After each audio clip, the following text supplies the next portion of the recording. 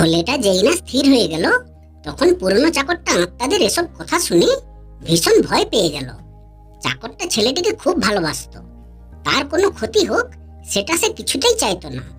কিন্তু সে এও জানতো যে ছেলেটি যদি শোবার ঘরের দরজায় ঝোলানো চামড়ার থলের ভেতরের গল্পের আত্মাদের কথা বলে, তাহলে কেউ তাকে বিশ্বাস করবে না এবং সবাই ভাববে তার মাথার স্ক্রু ঢিলে হয়ে গেছে।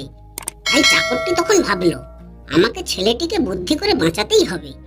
তারপর চাকরটি ছেলেটির চাচার কাছে গেল আর ছেলেটির ঘোড়ায় চেপে বোনের বাড়ি যাওয়ার অনুমতি চাইল। চাকরের এই কথা শুনে চাচা উত্তর দিলেন, না না না, কিছুতেই না। তুমি বুড়ো হয়ে গেছো আর এই ভ্রমণ তোমার জন্য খুবই দীর্ঘ হয়ে যাবে।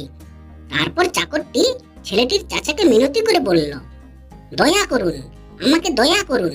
আমি দীর্ঘদিন ধরে ছেলেটার দেখাশোনা করছি। আমি তাকে নিজে বিয়ের আসরে নিয়ে যাব, তারপরে শান্তিতে আমি অবসর নেব।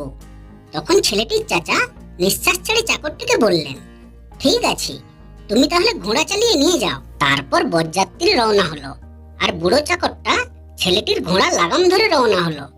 ঘোড়ার জিন ছিল খুব সুন্দর আর ঝালর দেওয়া, আর বরের পোশাক ছিল জাঁকজমকপূর্ণ। আর যাত্রী দলের সবশেষে চাচার ঘোড়া ছিল। এই ঘোড়াও খুব সুন্দর, আর একজন চাকর সেটা টেনে নিয়ে যাচ্ছিল। দিনটা ছিল রোদ ঝলমলে। কিছু দূর যাওয়ার পরে ছেলেটি পিপাসার্ত হয়ে পড়ল। ঠিক সেই সময় সে দেখতে পেল একটা ঠান্ডা পানির কুয়ো, যার ভেতরে একটা সুন্দর পাত্র ভেসে আছে। এই দেখে ছেলেটি তখন চাকরটিকে হুকুম করলো, আমাকে এক পাত্র পানি এনে দাও।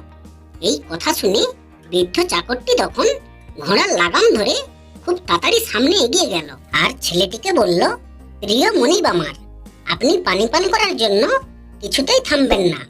এই রোদের মধ্যে পানি পান করলে আপনার ঘাম হবে এবং তার ফলে আপনার পোশাক নষ্ট হয়ে যাবে। চাকরটি ছেলেটির আদেশ এভাবে অমান্য করায় অন্য চাকররা খুবই অবাক হলো, কিন্তু বরযাত্রা এগিয়ে চলল। এরপর তারা একটা স্ট্রবেরির ক্ষেতের পাশে চলে এলো। ছেলেটি তখন আবার বলে উঠল, আমি এখনো পিপাসার্ত আর ক্ষুধাও লেগেছি, আমাকে ওখান থেকে কয়েকটা স্ট্রবেরি এনে দাও।